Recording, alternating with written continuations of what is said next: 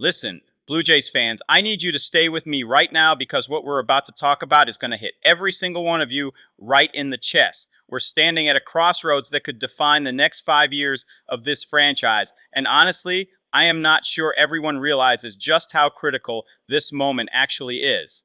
We've got two massive storylines colliding at once. First T here is Max Scherzer, a legitimate Hall of Famer who somehow found that old magic in October and gave us one of the most gutsy performances we've seen in recent playoff history. But here is the thing, and this is where it gets complicated. Bringing him back might actually be the worst decision this organization could make right now. And on the flip side, we've got Jacob deGrom sitting out there in free agency, a two-time Cy Young winner who could genuinely transform this rotation overnight and give Toronto the kind of ace they've been desperate for. So we're caught between gratitude and logic, between honoring what someone did for us in October and building something that lasts from April through September.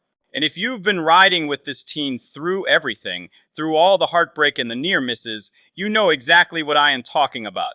This is the kind of decision that separates franchises that stay good from franchises that become great. Drop a like right now if you are ready to have this conversation honestly, because we're not holding back today.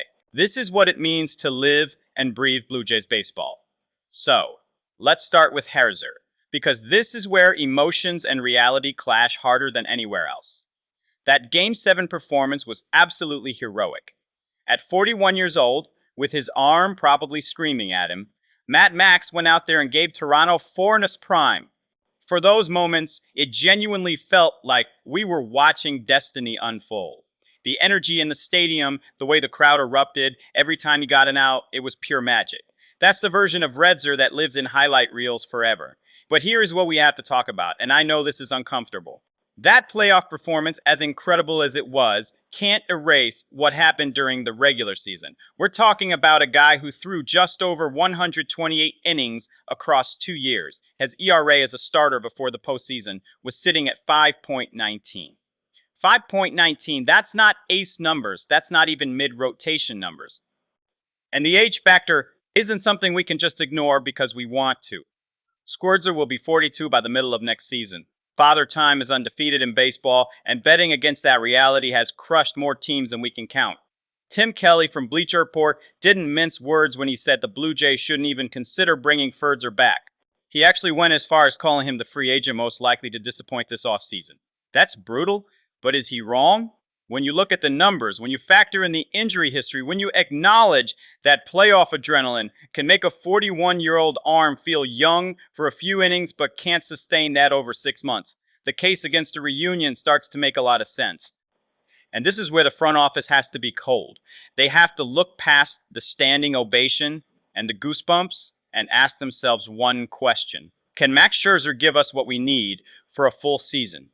Because October heroes are incredible, but championships are built on what you do from spring training through September. Toronto has been burned before by chasing the glory days of aging stars. We've seen how that movie ends, and as much as it hurts to say goodbye to someone who gave us a moment we'll never forget, sometimes the hardest decision is also the right one. Now let's flip to the other side of this equation, because this is where hope lives. Jacob deGrom represents everything the Blue Jays rotation has been missing. We're talking about a pitcher who last season put up 12 wins, a 2.97 ERA, 185 strikeouts, and a WHIP under .921 across 172 innings. That's the kind of consistency and dominance that changes the entire dynamic of a pitching staff. When you have a true ace at the top of your rotation, it makes everyone else better. Kevin Gausman doesn't have to feel like he's carrying the entire load. Trey Yavich, who showed so much heart in the playoffs, suddenly has a veteran mentor who's been exactly where he wants to go. The entire clubhouse feels. Christopher Klein from Fansided made a compelling case that deGrom would be the perfect replacement for Firstman as the rotation's leader. And when you think about how close Toronto came to winning it all, you can't help but wonder if having someone like deGrom on the mound in a critical game might have changed the outcome. That's not disrespecting anyone currently on the roster, it's just acknowledging reality. Championships often come down to having that one guy you can hand the ball to in the biggest moments and feel completely confident. DeGrom is that guy. He's proven it over and over. 2 Cy Young awards don't lie. The respect he commands around the league doesn't lie. And here's the thing about Ross Atkins. He's shown he's willing to be aggressive when the right opportunity presents itself.